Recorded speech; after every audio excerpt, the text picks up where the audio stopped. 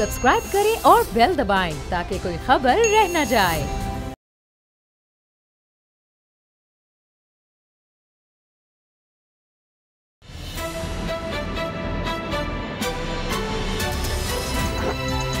अब पता चला।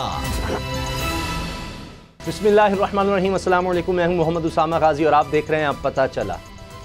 सियासत में एक सोच होती है कि कोई भी आता है वो कहता है जी मैं बहुत कुछ बदल दूंगा, सब कुछ नया कर दूंगा, माजी की तरह नहीं चलेगा।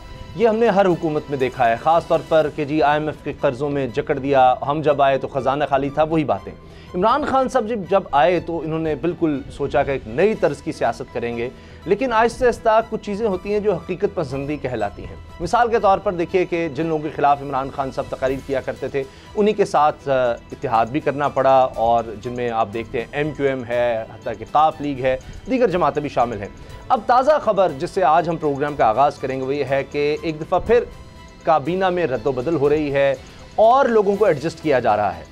और सबसे अहम नाम जो अब तक ख़बरों में नज़र आ रहा है वो मुनीस इलाही साहब का है, परवेज़ इलाही साहब के बेटे। अब तक यही था कि जी इमरान खान साहब पसंद नहीं करते, उनके ऊपर करप्शन के चार्जेस हैं, इस वजह से उनको तो शामिल ही नहीं किया जा सकता, इस तरह की बातें थी। मगर बहरहाल ना सिर्फ ये बल्कि और लोग भी हैं, MQM के भी कोई ना कोई साहब होंगे जो शामिल किए जाएंगे। इसी तरह से काफ लीग का तो मैंने आपको जिक्र कर दिया, और भी पुराने लोग जिनमें जुल्फी बुखारी हैं उनकी भी दोबारा बारी आ सकती है काबीना में। इसी बारे में हम आगाज़ करेंगे और साथ अफ़गानिस्तान की सूरत हाल की बात करेंगे। अमेरिका वापस जा रहा है और बड़े अजीबो गरीब तरीके से जा रहा है। अब यहाँ पर जो अफ़गान फोर्सेस की भी कमांड कर रहे थे स्कॉट मिलर, अमेरिकी जनरल, वो भी अब जा रहे हैं, उन्होंने भी इस्तीफ़ा दे दिया है। तो एक बाकायदा एक सिंबॉलिक भी नज़र आ रहा है कि अमेरिका ने कहा हमारी बस हो गई है, अब सब कुछ तुम संभालो। लेकिन अब भी कहा जा रहा है कि फ़ज़ाइया की तरफ से कुछ ना कुछ कंट्रोल शायद अमेरिका का हो, किन हालात में होगा उस पर भी हम बात करेंगे।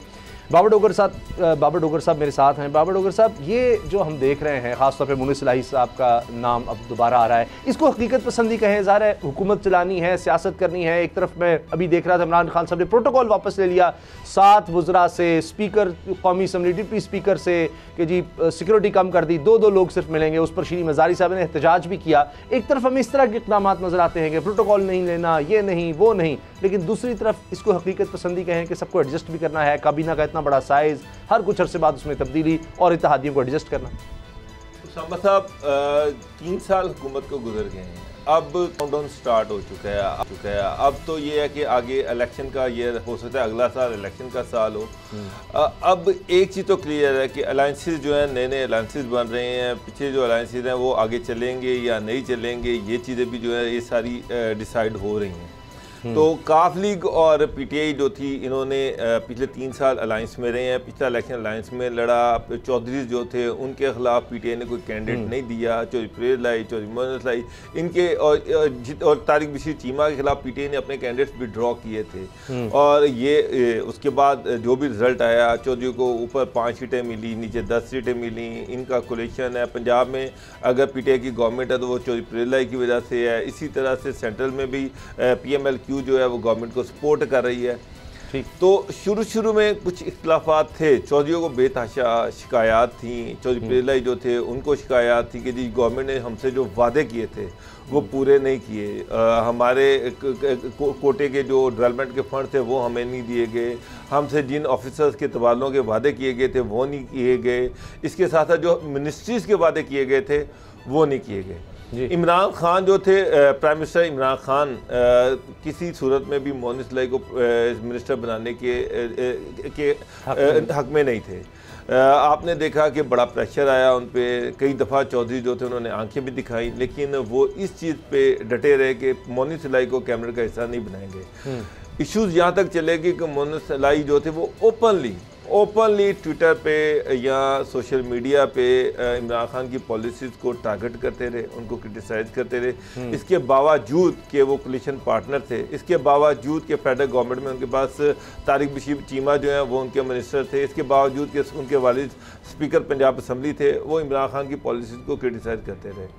और पिछले साल जो पिछला बजट था उसमें भी जब बजट के मौका पर इमरान खान ने चौधरी से मदद मांगी तो ये चीज़ डिसाइड हुई थी कि मोनीस इलाही को मिनिस्ट्री दी जाएगी। अच्छा। ये भी इतलात है कि इमरान खान की शुरू में मोनीस इलाही को अकोमोडेट नहीं करना चाह रहे थे, वो ये चाहते थे कि चले PML क्यों कोई और कैंडिडेट दे दे जिसको वो अकोमोडेट कर लें, लेकिन मोनिस को नहीं, क्योंकि उनका ख्याल था कि मोनिस पे करप्शन के चार्जेस हैं, नैब में केसेस चल रहे हैं, तो वो इस तरह से वो नहीं चाह रहे थे। लेकिन अब लग रहा है कि जूजू इलेक्शन करीब आ रहा है, तो लग रहा है कि ये जो अलायंस है ये आगे बढ़ेगा। अच्छा, और ये जो मोनिस लाई को अकोमोडेट करना है, इससे तो एक चीज़ बड़ी क्लियर है, बड़ी वाज़ेह है उसामा साहब कि पीटीआई और पीएमएलक्यू ये अगले इलेक्शन में भी अलायंस में होंगे। अच्छा। इसी वजह से इमरान खान जो हैं उन्होंने मोनिस लाई को जो मिनिस्ट्री आज उनके पास समरी गई है, उन्होंने उस समरी को अप्रूवल दे दी है। उनको ये भी कहा जा रहा है कि आबी वसाइल की मिनिस्ट्री दी जाएगी।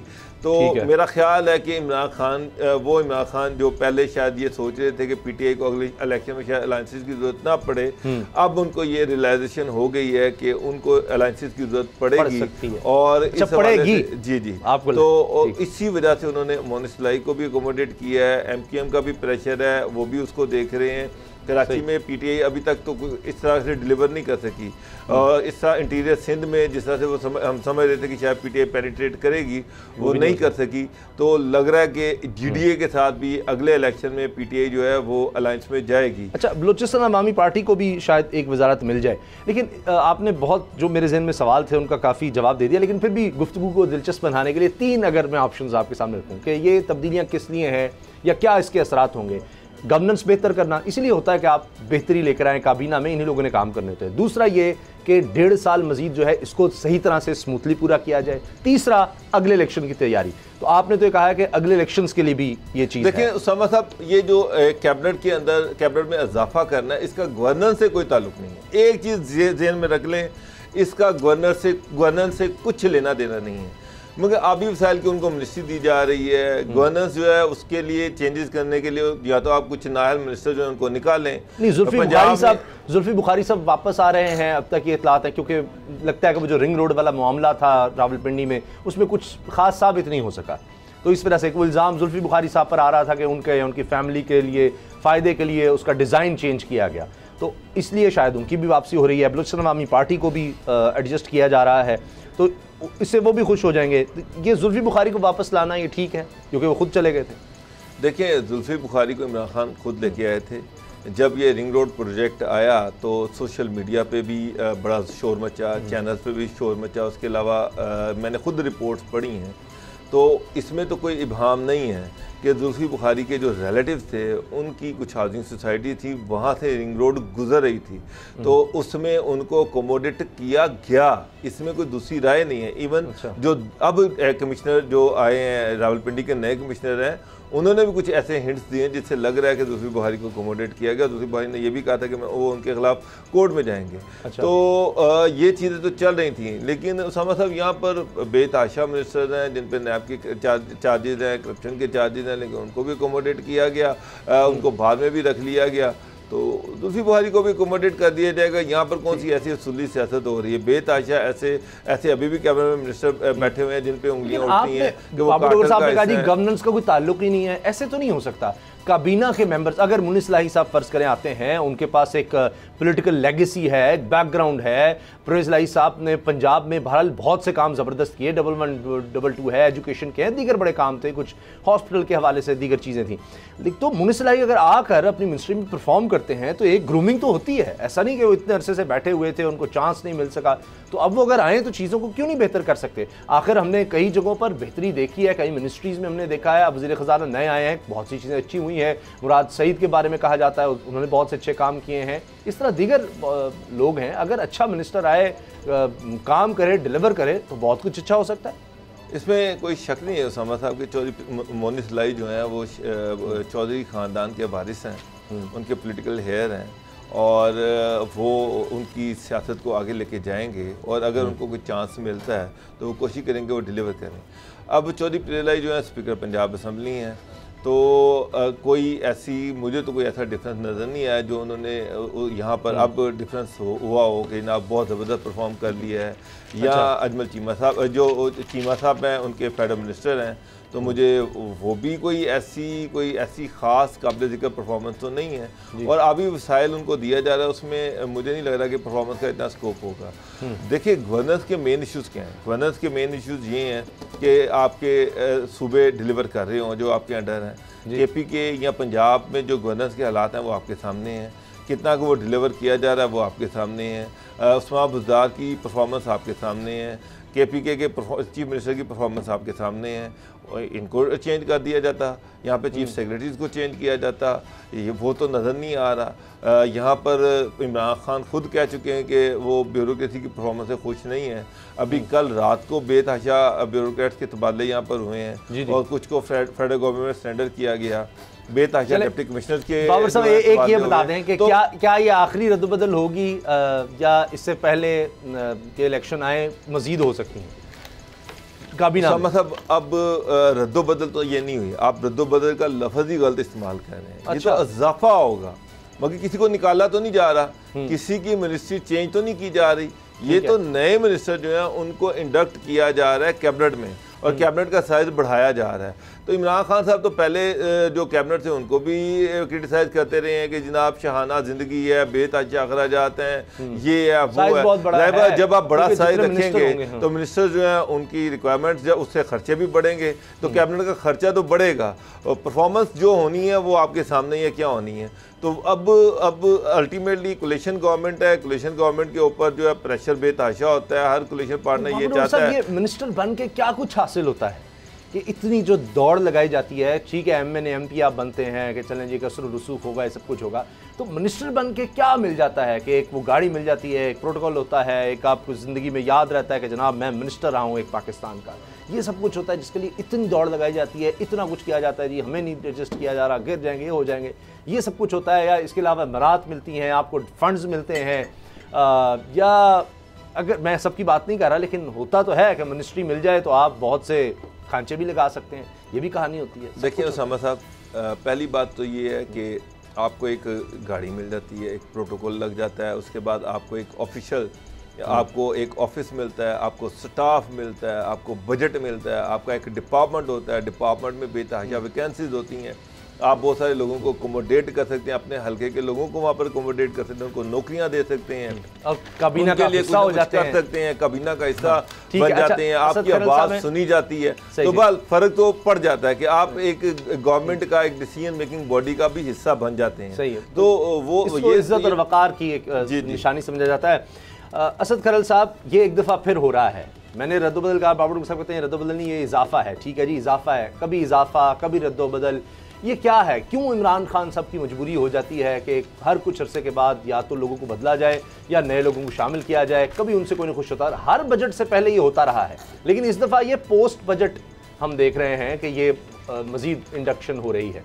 तो आपके ख्याल में किस लिए है? अगले इलेक्शन में दोबारा इनकी ज़रूरत पड़ सकती है? अभी 1.5 साल ज़रा सुकून से गुजर जाएं, फिर ना कोई प्रेशर आएगा जी हुकूमत जा रही है, ये ना हो वो कोई इस्तेहकाम आ सके, या आपको लगता है वाकई गवर्नेंस बेहतर करने के लिए है कि काबीना में नए मेंबर्स लाए जाएं ताकि और अच्छी तरीके से हुकूमत चल सके? देखिए, मुनस इलाही साहब का भी नाम आ गया वैसे जी। एक तो डोगर साहब भी थे इधर, मैं भी और आप भी। कई दफ़ा ये बात हुई कि चौधरी जो बरादराना ने मरे जा रहे हैं मुनस इलाही की वजारत के लिए, कई दफ़ा बात हुई। अच्छा। मैंने हमेशा ये कहा था कि चौधरी बरादरान जो है ना, वो अगर मरे जा रहे होते ना, तो इमरान खान साहब की अभी आपको पता है रिसेंटली मुलाकात हुई चौधरी परवेज़ इलाही साहब से और मुनस इलाही साहब से जी, शायद बुध को जो 2-3 दिन पहले काफ़ी डिटेल से मुलाकात हुई। चौधरी बरादरान जिस तरीके से PTI को वो सपोर्ट कर रहे हैं और कोई शर्त नहीं है, और जितने भी PTI की पंजाब हुकूमत के ऊपर जब भी बुज़दार साहब की हुकूमत को यानी इमरान खान साहब की हुकूमत को झटके लगने की बात आई, चौधरी बबांगे धोल हर मौके पे खड़े हुए और कंधे से कंधा मिला के खड़े हुए, कभी ब्लैकमेलिंग वाली उन्होंने बात नहीं की। और हर दफ़ा उन्होंने कहा कि खाना नहीं खाएंगे, इत्तेहाद हम रखेंगे, इलेक्शन तक हमारा इत्तेहाद है, जो मर्जी हो जाए, अपनी जगह पे है, लड़ाइयाँ भी हुई, तफजात भी हैं, लेकिन कभी भी उन्होंने ये नहीं कहा कि नून लीग की तरफ जा रहे हैं, वजारत अल्लाह का ख्वाब यानी कि वो इस तरह की मैच फिक्सिंग कर रहे हैं। जरदारी साहब से मुलाकात होती है, शहबाज शरीफ से मुलाकात होती है, साद रफीक की मुलाकात, बिल्कुल। अच्छा, फिर दूसरी बात, मुनस इलाही साहब जो है, जब उनके बारे में ये एक तासर इमरान खान साहब के ज़हन में जिस तरह था, शायद और जिस तरह कुछ लोगों को बताया गया गलत मलत चीज़ें, बावजूद इसके कि मोहन सलाई साहब बड़े सख्त क्रिटिक रहे हैं। एक तरफ इत्तेहादी भी पार्टी थी, मौजूदा हुकूमत की बहुत सारी पॉलिसियों के ऊपर इल्जाम थे ना उन पर, नहीं नैब के इल्जाम थे और भी बड़े लोगों पर रहे हैं, ऐसा नहीं है कभी ना कभी हिस्सा लोग हैं। याफ्ता नहीं है ना वो, नहीं किसी में जब सजा जब तक नहीं होगी तो उसको तो हम सजा, मुजरम नवाज शरीफ है ना मुजरम, उसको हम मुजरम कह सकते हैं ना, कन्विक्टेड पर्सन। बाकी तो इल्जाम है ना, क्या इल्जाम है उनके ऊपर? वो एक NSL का स्कैम था, उसमें डोगर साहब वो तो बरी हो गए ना।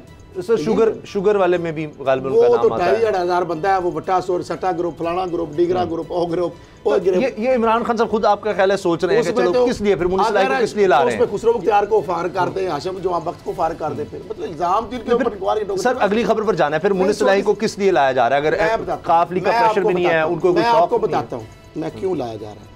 और मोहन सलाई साहब ने पहली बात यह है कि उन्होंने कोई बैग नहीं किया ना चौधरी परवेज इलाही कि हमें मोहन सलाई की वजारत दिया मरे जा रहे हैं। सुन ले, मोहन सलाई अगर वजारत चाहते होते हैं चौधरी परवेज इलाही, तो डोगर साहब कितने सख्त ट्वीट उन्होंने किए। अभी रिसेंट पास की बात, सवाल खासा ये है कि अब वो सख्त ट्वीट करेंगे वजीर डोगर साहब अब तो मुश्किल है, काबिला का डिसिप्लिन हो जाएगा, मेरा ख्याल है मुश्किल हो जाएगा। मोहन सलाई बावजूद इसके कि मैं वो शख्स हूँ जिसने NICL स्कैंडल और सो मोटो इफ्तिखार चौधरी, आपको पता है उस वक्त प्रेसिडेंट बने हुए थे, डिप्टी प्राइम मिनिस्टर के बावजूद मैं उसमें मुद्दई था सो मोटो में, लेकिन मोहन सलाई चूंकि भरी हो गए तो लाजा मैं अब कहूँ कि जनाब सो मोटो सुप्रीम कोर्ट ने दिया, मैं नहीं लिया। जफर कुरैशी 22 चलो ठीक है, अफसर ने रवैया किया, अल्टीमेटली वो प्रूफ इनोसेंट हो गए डोगर साहब।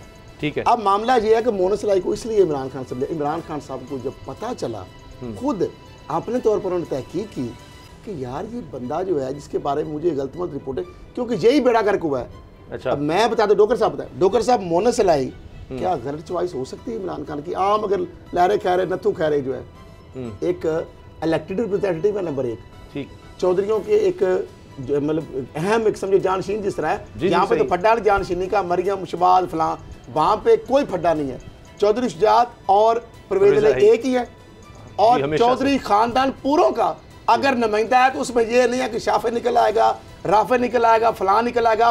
मोहन सलाई को सब मेरा ख्याल है डॉक्टर साहब यही है, इसमें कोई डिस्प्यूट क्यों? बाकी तो पॉलिटिकल है। अच्छा, अब मोहन सलाई अगली खबर है, सुन ले, मोहन सलाई को अगर वजीर बना रहे हैं, जो बन गए, जो भी है सूरत ऑलमोस्ट हो चुकी है तय है, लेकिन उसके बाद आपको परफॉर्मेंस नजर आएगी। बाकी वज़ारतों की भी देख लीजिएगा, एमकेएम के जो वज़ीर आएंगे उनकी भी परफॉर्मेंस नजर आएगी, इस्लामी पार्टी की भी नजर आएगी। मैं जानता हूं जिनके कंडक्ट के बारे में। आपका ख्याल है मोहन सलाई अच्छा परफॉर्म कर देंगे 1-1.5 साल में? चौधरियों ने तो पता किस लिए 1-1.5 साल में परफॉर्म कर लेंगे। मैं बताता हूं, सारी उन्होंने तो नहीं काम कर दी, एक वज़ारत है तो पूरी नहीं चले अपनी वज़ारत में। बहुत सारा बंदा कहता है जी मैं क्या करता है एक साल लॉजिक होती है डोगर साहब। चौधरी बरादरों जब इन, अब मैं जिस तरह फील्ड रिपोर्टर डोगर सर अगली खबर पर आ जाते हैं, खबर पे आ जाते हैं। मोहन सलाई एक चौधरी परवेज इलाही बल्दियाती सियासत से आए जी, ठीक है, कौंसल से शुरू हुए, बल्दियाती पे आए। अच्छा, चले मोहन सलाई एक प्रोसेस के साथ आया ना, वो चम्मच लेके नहीं, जिस तरह मरियम साहब और बिलावल साहब पर्ची वाले सारे ग्रुप आ गए। मोहन सलाई एक प्रोसेस से गुजर के आया, ठीक है, बंदा अच्छा, चले वाला नहीं है डोगर। चले अफगान प्रोसेस की बात कर लेते हैं। अफगान अमन अमल में हमें बड़े मुश्किलात नजर आ रही हैं, खाना जंग की तरफ अफगानिस्तान जा रहा है, पाकिस्तान कह रहा है जी हमारी तैयारी है, और अमेरिका बाबर डोगर साहब जिस तरीके से जा रहा है, यानी एक तरफ कहा जाता है जी अमेरिका एक सुपर पावर, 20 साल यहाँ पर एक टाइम होता है, टाइम फ्रेम के साथ कि हम ये कदम इस तरह से लेंगे।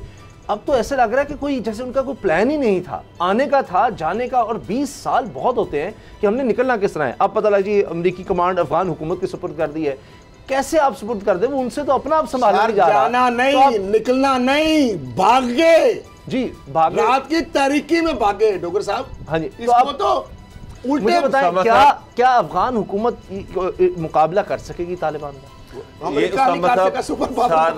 सारा वेस्टर्न मीडिया, सारा अमेरिकन मीडिया, सब बाइडन से ये सवाल कर रहे हैं कि 20 साल में हमने $2 ट्रिलियन वहाँ पर खर्च किए। $2 ट्रिलियन जो है वो किसी भी मुल्क की, किसी भी खिते की तकदीर बदलने के लिए काफ़ी होते हैं। उसके बाद वहाँ पर हमने बेतहाशा जो अपने फौजी हैं उनकी जानें गईं, बेतहाशा रिसोर्सेज ज़ाया किए। अमेरिका की तारीख की सबसे लंबी जंग जो है वो यहाँ पर लड़ी, उसको मिला क्या? जब वहाँ पर आए थे तो तालिबान की गवर्नमेंट थी, तालिबान की गवर्नमेंट को गिरा कर अमेरिका ने एक कठपुतली गवर्नमेंट बनाई, और 20 साल उस कठपुतली गवर्नमेंट ने अमेरिका के जोर पे वहाँ पर हुकूमत की। अभी अमेरिका यहाँ से निकला नहीं था तो तालिबान ने फिर दोबारा अफगानिस्तान पर ज़्यादातर हिस्से पर कब्जा कर लिया। तो अमेरिका को गेन क्या हुआ? दो कि अमेरिकन एडमिनिस्ट्रेशन ये कह रही है कि जनाब हम अलकायदा के पीछे आए थे, उसामा बिन लादेन को हमने मार दिया, अलकायदा को ख़त्म कर दिया, ये हमारे टारगेट थे, ये हमारी अचीवमेंट थी। सर वो तो लेकिन देखा जाए तो बाबर साहब वो तो तालिबान से कहकर आ रहे हैं कि जी आपने यकीनी बनाना है कि यहाँ पर कोई और कुव्वत ना हो, यानी तालिबान को एक तो लेजिटिमेसी देकर गए, मान कर गए, और यानी अफगान हुकूमत तालिबान से मंगा कर गए कि जी आप यहाँ पर कोई दहशतगर्द तंजीम दाइश या ये बड़ा वाज़ेह तौर पर क्लियर हो गया था कि अगले 20 साल भी बैठे रहे तो अफगानिस्तान के मामला जो हैं वो इनके कंट्रोल में नहीं आ सकते। जो बाइडेन का हम एक और नस्ल तबाह नहीं कर सकते, वही हालात हो जाएंगे। लेकिन उसामा साहब मुझे सबसे ज्यादा दुख हो रहा है कि आज पाकिस्तान के एक अंग्रेजी अखबार ने जो खबर दी है जी, मैं उस पर हैरान हूँ कि एक फर्जी सी खबर है कि कुछ वेस्टर्न डिप्लोमेट जो है उन्होंने उनसे कहा, उन्होंने उनके वेस्टर्न डिप्लोमेट जिनके नाम भी नहीं शो किए गए कि जनाब उन्होंने कहा कि अमेरिका ने तो कभी एयर बेसिस पाकिस्तान से मांगी ही नहीं, कोई इसका वजूद ही नहीं है उसमें कि जी हमने तो ये मांगी नहीं थी। आप voice of America, New York time, Washington post, CNN, western जितना भी मीडिया और उसकी स्टेट डिपार्टमेंट की ब्रीफिंग निकाल के देख लें, वाज़ेह तौर पर बार बार ये कहा जा रहा है कि पाकिस्तान के साथ निगोशिएशन चल रही है जी, पाकिस्तान के साथ निगोशिएशन चल रही है और हमारा अपना एक अखबार ये एक फर्जी खबर लेके बैठा हुआ है। आप इससे अंदाजा लगाएं, यानी जो हम कहें वो सही नहीं, खुद ही इस तरह से बनाना है, और जो वो कह रहे हैं जी वो ठीक है, जबकि उनकी ऑफिशियल स्टेटमेंट आ चुकी है, हमारे मुज़ाकरात चल रहे हैं, बड़े अच्छे चल रहे हैं। अच्छा असद खान साहब ब्रेक हो जाएगी, साथ ये सवाल बड़ा अहम है। ये सवाल इसको बोलते हैं हम अपनी लैंग्वेज में झटकी में इसको कहते हैं डमकीरी छोड़ना, टेबल न्यूज, इससे अलावा तो कुछ भी नहीं। अच्छा नहीं खबर, ये टेबल नहीं है, ये एजेंडे वाली खबर है, एजेंडे वाली खबर है। एक और बात, हमारे यहाँ इस साजिशी थ्योरीज बड़ी बन जाती हैं। अब बिलावल भुट्टो जरदारी साहब गए निजी दौरे पर, अमेरिका गए हैं, वज़ीर आला सिंध मुराद अली शाह साहब भी चले गए। अब इसमें होता यह है कि चूंकि एक माजी रहा विकीलीक्स में आ चुका जरदारी साहब जो बाइडेन से मिलेंगे वो रेड कार्पेट उनको मिलेगा, यार खुदा का खौफ करे या मुराद। लेकिन मैंने शहबाज गिल साहब ये कह रहे हैं कि बिलावल भुट्टो जरदारी अमेरिका के साथ मुआहदे पर दस्तखत करने के ख़्वाह हैं। अब वो कहना चाहिए क्योंकि पीपल्स पार्टी के दौर में वो मेमो लीक हो गया कि जी अमेरिका से मदद मांगी है पाक फौज के खिलाफ, वो एक चीज़ आ गई थी। फिर ये होता है कि जी जो हुकूमत पाकिस्तान में आती है अमेरिका की आशीर्वाद से आ सकती है। आप फजलुर रहमान साहब के बयानात सुन लें इमरान खान के बारे में कि जी ये तो बैनुल-अक़वामी साम्राज्य के तहत ये सारी हुकूमत लाई गई है, ये किया गया, वो किया गया, जबकि खुद विकीलीक्स में बात आई जो डिनाई नहीं कोई भी कर सका और उसको सब सारी दुनिया ने माना। फजलुर रहमान साहब कहते रहे हैं अमेरिका से कि आप मुझे वज़ीर-ए-आज़म बनाएं।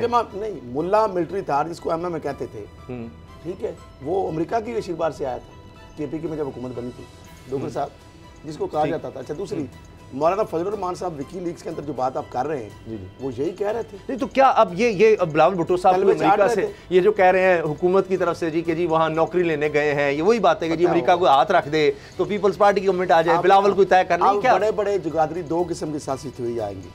ये तो कहेंगे जनाब उनके जो बिलावल के जो कड़छे चमचे हैं, जो उनके जो हम ख्याल है, जो लिफाफे शफाफे जो तबल बांट होते हैं, वो कहेंगे जनाब बिलावल भुट्टो जरदारी साहब का जो दौरा है ना ये इंतहाई अहमियत का अमल है और अगला पाकिस्तान का जो प्राइम मिनिस्टर है उसका जो फ्यूचर है ना वहां पे वो तय हो जाएगा। डॉक्टर साहब ऐसी कहानी बनाएगी। पीपल्स पार्टी क्यों कहेगी सर कि अमेरिका थोड़ी तय करेगा पाकिस्तान के फैसले? ये कहेंगे ना कि जनाब बिलावल भुट्टो निजी दौरा है रहमतुल्लाह अलैह, कोई बैद नहीं, जो उनके जो दरबारी हमारी होते हैं ना वो इसमें मोहब्बत में इस तरह डॉक्टर साहब हो जाते हैं। ठीक है, लेकिन ये तो निजी दौरा है ना सर, तो इसमें कोई ऑफिशियल तो नहीं, ये जो बातें करने की जी अमेरिका तय कर देगा आगे पीपल्स पार्टी को। दूसरा अब कह रहे हैं कि इस दौरा या मुराद अली शाह का दौरा क्या है, वहाँ पे अपना पैसे से आगे पीछे करना। अच्छा ब्रेक लेते हैं, ब्रेक के बाद बात करेंगे शरीफ साहब आपकी। आज क्योंकि कल बात मुकम्मल नहीं हो सकी थी तो असद खलील साहब से जानेंगे कि शहबाज शरीफ साहब के जवाब क्या थे, वो सुनने से ताल्लुक रखते हैं। हाँ जी ठीक है, आज आपको बताते हैं ब्रेक के बाद।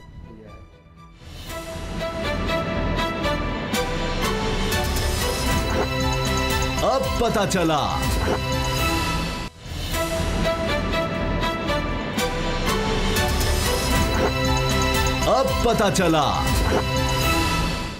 जनाब शहबाज शरीफ और हमज़ा शहबाज को गिरफ्तारी से रोक दिया गया है, उनकी गिरफ्तारी से, क्योंकि FIA जो है किसी वक्त उनको गिरफ्तार कर सकता है, उनको खौफ था, लेकिन वो तफ्तीश में चूँकि पेश हो रहे हैं इस वजह से अदालती फैसला भी सामने आ गया। तो अब उनके सवाल और जवाब यानी FIA के सवाल क्या थे और शहबाज शरीफ के जवाब क्या थे वो बड़े दिलचस्प हैं। लेकिन उनसे पहले वो हम असद खलील साहब से जानेंगे। बाबर डोगर साहब, ये जो केस नज़र आ रहा है FIA एक मौक़िफ़ कहता है, शहबाज शरीफ साहब कहते हैं मुझे हिरासा किया गया, बेहुदा गुफ्तगू की गई, इस तरह की बात की जाती है। तो ये जब एक आप बनाएंगे, सोच समझ के ज़्यादा शहबाज शरीफ साहब बात कर रहे होंगे वकला की मुशावरत से ही, तो उसके बाद फिर किस तरह से तफ्तीश को आप हिरासगी से पाक बना सकते हैं? क्या उसको रिकॉर्ड किया जाए, दिखाया जाए, अदालत का हिस्सा बनाया जाए? देखिए हम जो इस तरह से सवाल कर रहे थे, क्योंकि अब तो फैसला आ गया कि जी वो तो ज्वाइन कर रहे हैं, तफ्तीश में जा रहे हैं, पेश हो रहे हैं, यहीं पर हैं, केस भी वो कह रहे हैं जी वही नैब वाला है, इसलिए तो उनको ज़मानत कबल से गिरफ्तारी मिली हुई है। देखिए सामा साहब, जब भी इन्वेस्टिगेशन होती है वो रिकॉर्ड ही होती है, रिकॉर्डिंग पे ही होती है, बगैर रिकॉर्डिंग की इन्वेस्टिगेशन नहीं होती। अच्छा।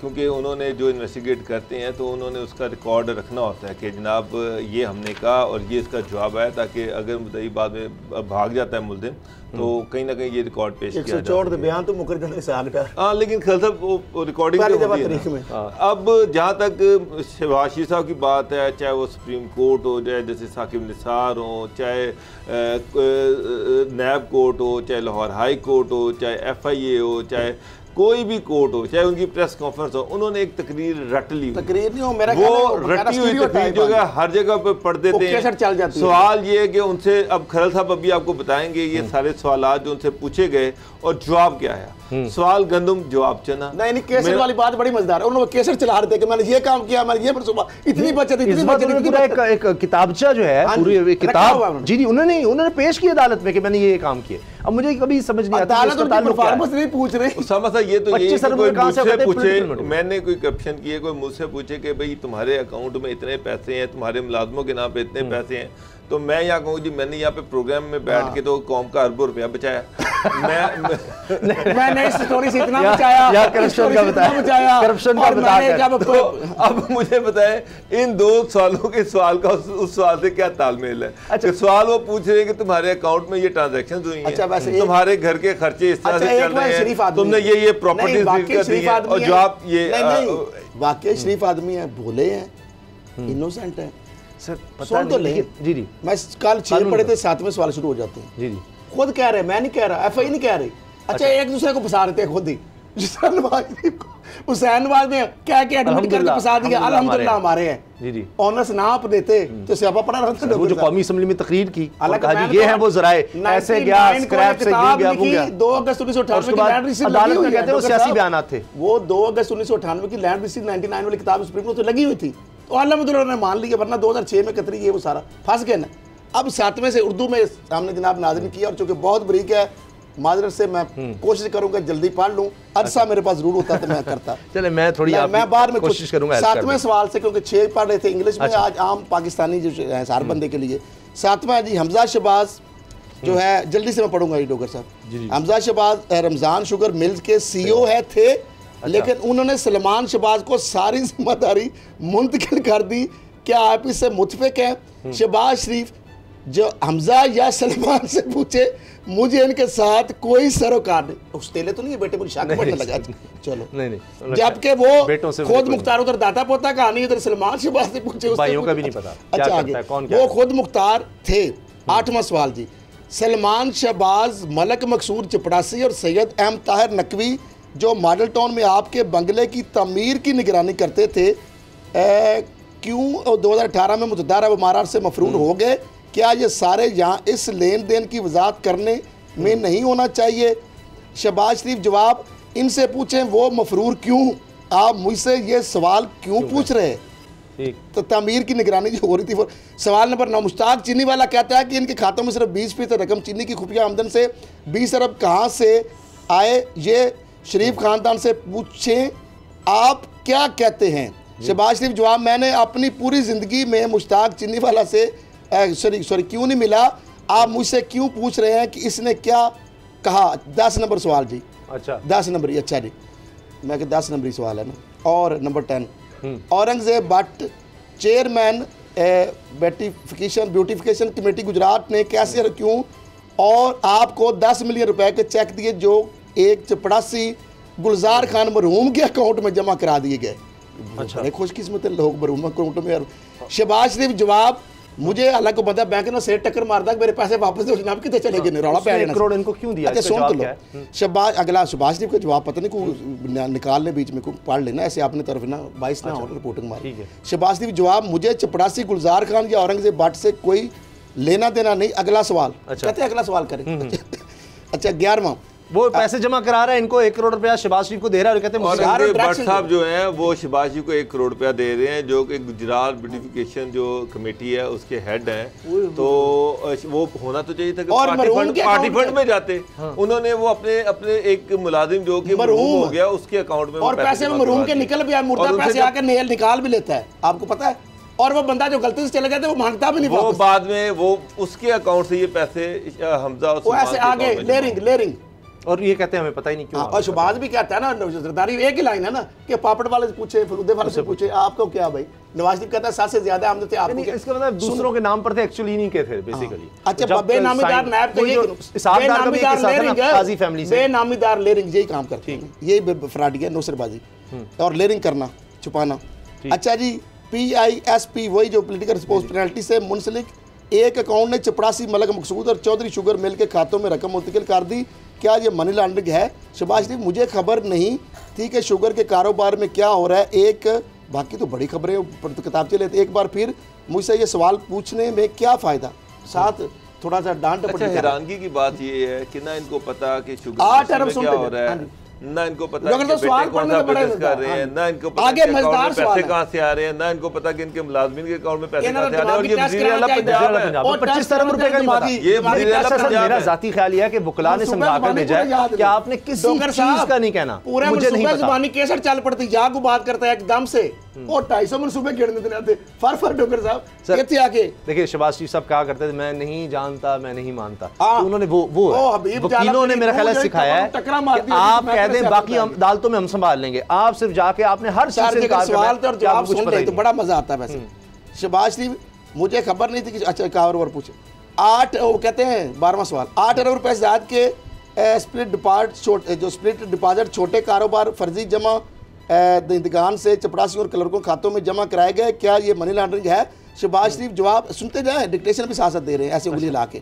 मैं पहले ही आपको बता चुका हूं कि मैं इस बात से आगाह नहीं था कि कारोबार में क्या हो रहा है, तो इसी सवाल को दोहराने का कोई बड़ा बुरा सख्ती डांटे तो कह दिया। अच्छा, वह जैसे मीटिंग नहीं चेयर कर रहे थे ऐसे उंगली ला के। अच्छा, 13वां, ऐसी पार्टियां जो शुगर के कारोबार से वाबस्ता नहीं, जैसे पेट्रोल पंप और CNG सुनते जाए, ऑयल और लुब्रिकेंट की दुकानें, स्टील फर्नेस, तीप और दवा साजी, क्योंकि हम जाके उधर भी थे ना, कारोबार, ज्वेलर, हुकूमती होतेदार, ठेकेदार, बिल्डर, प्रॉपर्टी सुनते जाएं और खुद शर्म अम्मी चाहते कि हमारे अकाउंट में कभी गलती से नहीं पैसा आया।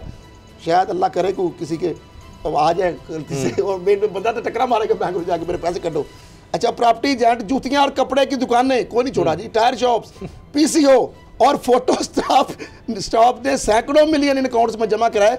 क्या आपको लगता है कि मनी लॉन्ड्रिंग है? शहबाज शरीफ जवाब, मैं पहले ही आपको बता चुका हूं कि मैं कारोबारी सरगर्मी से वाकिफ नहीं था, मुझे अवामी मनसूबों के फिर शुरू अवामी मनसूबे। अच्छा, अवामी बंदा पूछे तुम्हारे को परफॉर्मेंस को तुझे आपने किसी, अच्छा अवामी मनसूबों के शुरू में बचत भी दसेंगे पूछे जो कि मैंने निगरानी की, लेकिन इन अब सवालों से नहीं पूछे क्योंकि इन तहकीकात का हो तो फटकर लाग पे नहीं होते। इस तरह तकलीफ शुरू होगी, एकदम वो परेशान हो गए।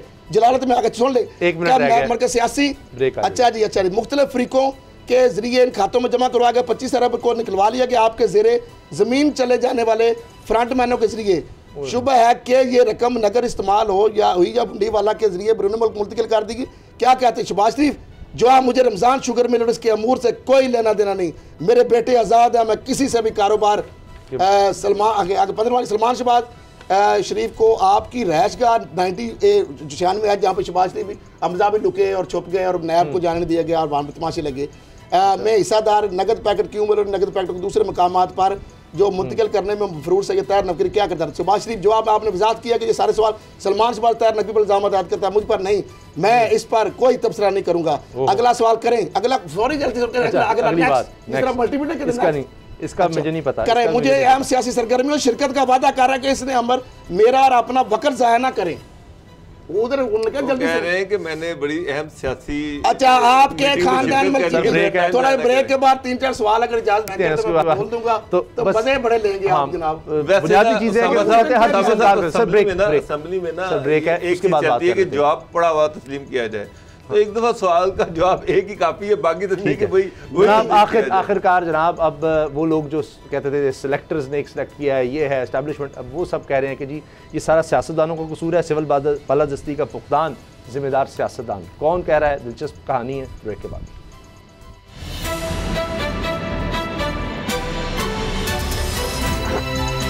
अब पता चला।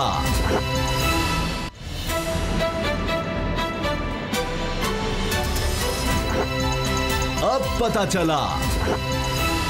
हमारे मुल्क में हमेशा से कहा गया कि जी इस्टेब्लिशमेंट का बड़ा अहम रोल रहा है और इलेक्शन हमेशा मुतनाज़ा रहे हैं और हुकूमतें दबाव में आती रही हैं, कभी कुछ, और अब फिर एक बहस छिड़ गई। लेकिन दिलचस्प बात यह है कि तमाम जमातें, चाहे वो नून लीग है, तहरीक इंसाफ है या पीपल्स पार्टी, एक चीज़ वाज़े नज़र आ रही है कि ज़्यादा कसूर सियासतदानों का रहा है। अगर इस्टेब्लिशमेंट का कोई रोल है तो उसमें सियासतदान कसूरवार हैं, सिविल बालादस्ती नहीं कायम हो सकी, पार्लियामेंट का तकद्दुस नहीं हो सका, तो सियासतदान ही इसके ज़िम्मेदार हैं। लेकिन इसका हल हर कोई अलग तजवीज़ कर रहा है। तहरीक इंसाफ कहती है कि जी साफ शफाफ होना चाहिए, मौरूसी सियासत खत्म होनी चाहिए, करप्शन नहीं होनी चाहिए। नून लीग कह रही है कि जी साफ शफाफ इंतखाबात होने चाहिए। पीपल्स पार्टी कह रही है जी निज़ाम ही हमने ख़राब कर दिया कि अवाम का कुछ लेना देना ही नहीं रहा सियासत से, तो इसको हमें बदलना होगा। कोई फैक्ट फाइंडिंग कमीशन बनाना होगा जो देखे जी कब इंतखाबात चोरी हुए और आइंदा क्या करना चाहिए।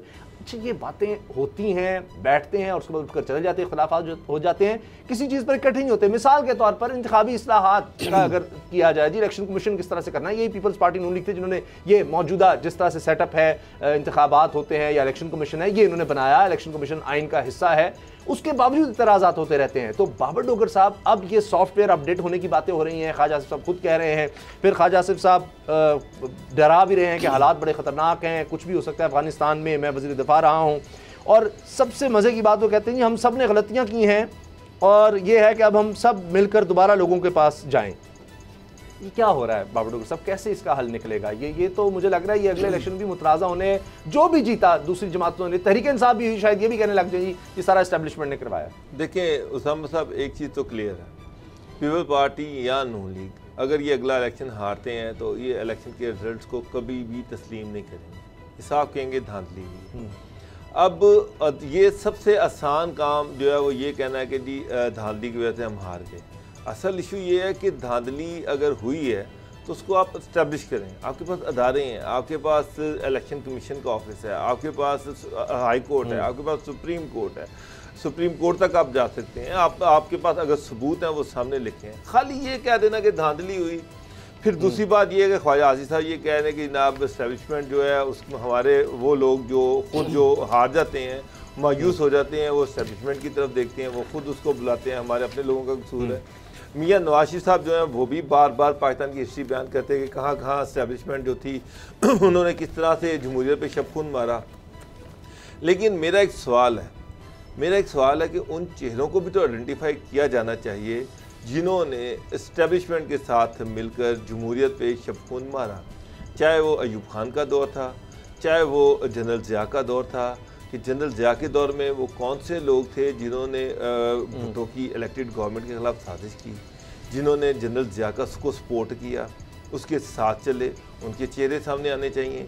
उसके बाद 88 की गवर्नमेंट पे पार्टी की कैसे टूटी, ठीक है, 90 में किस तरह से गवर्नमेंट बनी, IGI कैसे बनी, 97 में गवर्नमेंट कैसे बनी, वो चेहरे, चाहे 99 में भी जो गवर्नमेंट बनी, 99 की जो गवर्नमेंट टूटी, उसके बाद मुशर्रफ दौर में जो जो करैक्टर उनके साथ थे, सारे चेहरे भाई एक्सपोज करो ना, असेंबली में ओपन डिस्कशन करो, सामने आने चाहिए वो सारे चेहरे जिन्होंने ये सारी साजिशें की हैं, जिन्होंने ये घिनौने खेल खेले हैं, जिन्होंने जमहूरियत को डीरेल किया है। वो सारे करैक्टर जो थे वो यूफा के दौर से ले ले, लंबी चौड़ी हिस्ट्री नहीं है पाकिस्तान की, छोटी हिस्ट्री है। वो कहते हैं सारे चेहरे बेनकाब होकर सामने आ जाएंगे, फिर उनकी अकाउंटेबिलिटी करें। बिल्कुल सही है, मगर यही बात असद खरल साहब परवेज मुशर्रफ केस में हुई थी, इस पर बड़ी बहस हुई थी कि जनाब जब ये कू लगता है 99 का, उस वक्त की बात क्यों नहीं की जाती, 2007 की बात क्यों की जाती है, उसके बाद की बात क्यों की जाती है, परवेज मुशर्रफ का साथ जिन लोगों ने दिया उनको आपने काबीना में किस तरह लिया, वो एक फिर तो नून लीग का ये इराक है जी नहीं, बस इस दौर से शुरू हो, पीछे नहीं जाना, क्योंकि फिर हो नहीं सकेगा। क्योंकि खुद अभी शाहिद खाकान अब्बासी कहते हैं जी हम तो मास्टर हैं, हमने इलेक्शन बड़े देखे, हम बड़ी रिगिंग करने के जानते हैं, ये सारा कुछ हो चुका। ख्वाजा आसिफ साहब कह रहे हैं कि जी कोई इलेक्शन ठीक नहीं हुआ, सबकी गलतियां हैं, सबकी सब गलतियां कहते हैं। हर कोई अपनी मनपसंद जमहूरियत और मनपसंद फैसला चाहता है। मैं सॉरी खरसा आपको काट रहा हूँ। मियाँ नवाज शरीफ ने वो हर वो बंदा, मेरा मतलब है कि वो मिनिस्टर जो मुशर्रफ की कैबिनेट में थे, जो उसको लीगल मशवरे देते रहे हैं, जो जिन्होंने मिलिट्री कू करवाया, जिन्होंने जुडिशल कू करवाया, वो सारे लोगों को अपनी कैबिनेट में ले लिया ऐसे ही, और वो नहा धो के साफ हो गए, उनको आपने क्लीन चिट दे दी। और आप ये कह रहे हैं कि जो मुखालिफ है उनको सजा दे दें, जिनको आप क्लीन चिट दे दें वो साफ। सारी काफली तोड़ के रख दी थी। जी असद खरल साहब, मैं तो नून लेके जो बयान पढ़ रहा था, अब देखिए शफाफ इलेक्शन, सिविलियन बालादस्ती, जमहूरी बड़े अच्छे अल्फाज हैं, वोट को इज्जत दो, सुपरमेसी पार्लियामेंट की, इदारों की बालादस्ती, बहुत अच्छी बात है, बड़ी खूबसूरत बात है सही। लेकिन नून लीग के रहनुमा की बातें मैं सुन के पीछे इसलिए नहीं जाते कि पीछे जाएंगे तो 80 की दहाई आ गई, फिर जनरल जिलानी, फिर गमला, तहरीक इस्तिकलाल, नवाज शरीफ, फिर वो उंगली पकड़ी, फिर ज़िया-उल-हक आ गया, फिर वो सियासत से, फिर एक ख़ानदान, फिर वो काजी फैमिली, और जो 85 में आ गए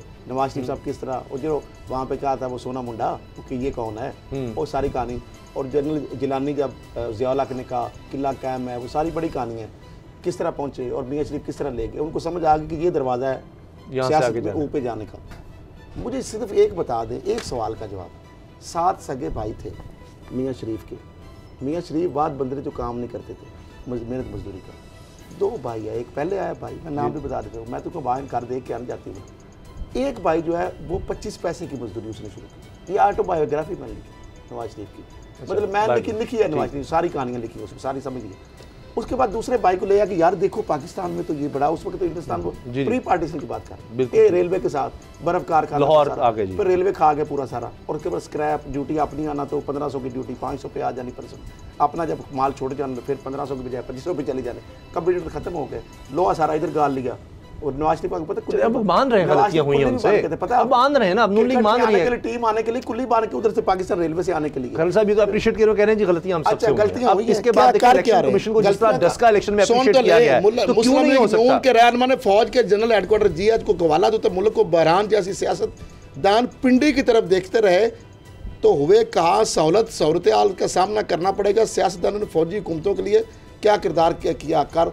अब मुझे ये बताया कि नवाज शरीफ साहब किस गमले की पैदावार आगे, तो डॉक्टर साहब पहले एक्साइज फाइनेंस मिनिस्टर, फिर उसके बाद सीएम के बाद पीठ में जुरा गोंपा जुनेजो का अपनी हुकूमत के अंदर पंजाब में, फिर उसके बाद 1 दफ़ा वज़ीर-ए-आला, 2 दफ़ा, 3, अच्छा लिफाफा जर्नलिज्म का, लिफाफे तो पूरी हो गई, उनके रहनुमा कह रहे हैं गलतियां की हैं, मियां साहब ने गलतियां की हैं। माने ना, मेरा सवाल मानते हैं, मैं तो कह रहा हूं कि फैक्चुअल पोजीशन अवाम के हम पपट बने, हम बूट पालशिए बने, हमने चमकाए, हमने मुंह रगड़ा, हमने नाक रगड़ा, और उसके बाद हम इनकी पैदावार है, हमें माफी दे दें, हमने इनकी वजह से और इनके साथ मिल गए और हमने कौम को उल्लू बनाया, और हम बेसिकली रूप गुलाब पान किया जाते थे। Civilian बदतरीन civilian dictatorship Nawaz Sharif के दौर में थी, बदतरीन सिविलियन डिक्टेटरशिप।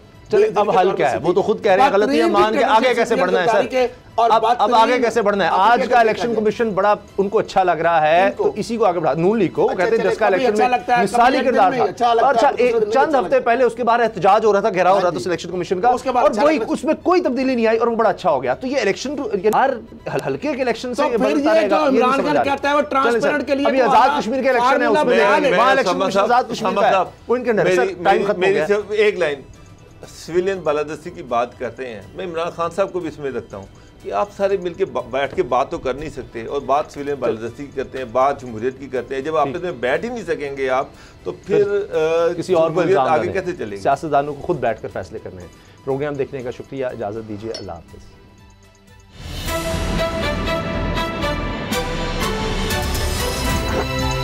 अब पता चला।